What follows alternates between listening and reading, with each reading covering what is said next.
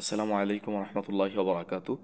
তো আজকে আমরা রওনা হচ্ছি যে পুরাতন আমলের একটি বাড়ি আছে।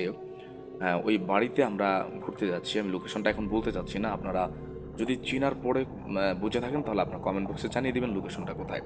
তো আমরা অলরেডি রওনা হয়ে গেছি। আমাদের টিমের মধ্যে আছে প্রায় 6 জন। তো 6 জনের মধ্যেও এত রাতের বেলা রাত্র প্রায় 11টা বেজে গেছে। 11টা পুরো আতঙ্কের মধ্যে ছিলাম আমরা। তো এখন আপনারা দেখতে পাচ্ছেন আমরা সাঁকো পার হলাম, অর্থাৎ বিশাল বড় একটা সাঁকো আছে। ওই লোকেশনে যাওয়ার জন্য সাঁকোতে অবশ্যই আপনাকে পার হতে হবে, যেহেতু নিচে পানি নাই, অনেকটাই ভয়ানক এই সাঁকোটা ছিল।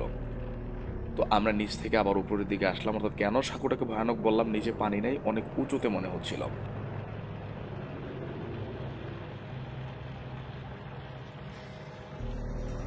তো আসুন আমরা আর একটু সামনের দিকে এগিয়ে যাই। আসলে প্রতিটা মুহূর্তে আমরা একটা আতঙ্কের মধ্যে ছিলাম। চলুন আমরা সামনের দিকে যাই। সমস্যা নাই, ক্রিকেট আছে। ফইরে যাইতাম না, আমি যাইতাম না ভাই। কোয়ালো বাড়ির ভিতরে তো কোয়ালো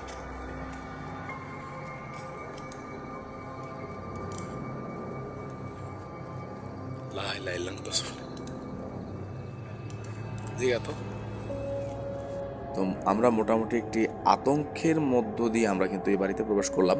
সত্য কথা বলতে আমি এই বাড়িতে যখন প্রবেশ করছি, প্রথম ঢোকার যে জায়গাটা ওইটা দেখার পরে এই যে দেখেন, আমি খুবই ভয় পেয়ে গেছিলাম।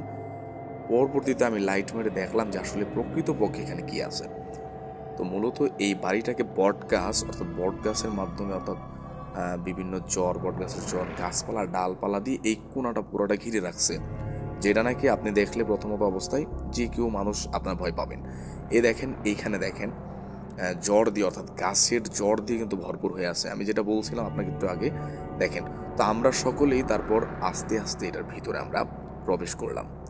সিরিয়ালে আমরা যারা ছিলাম আমরা এক এক করে এটার ভিতরে আমরা প্রবেশ করতেছি। দেখেন চতুর্দিকে অবস্থাটা খুবই ভয়ানক, আপনারা দেখতে থাকুন।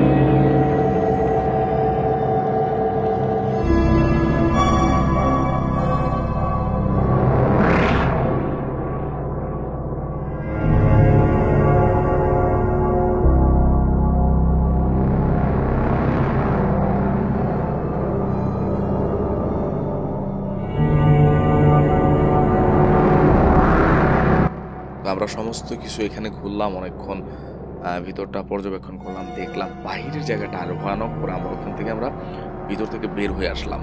আমরা প্রায় রওনার পথে। এটা হচ্ছে বাহিরের দিক থেকে, দেখেন আপনারা দেখলেই গা হিম হয়ে যাওয়ার অবস্থা। রাত্র প্রায় 11টার উপরে বেজে গেছে, প্রায় 10:30টার উপরে বেজে গেছে।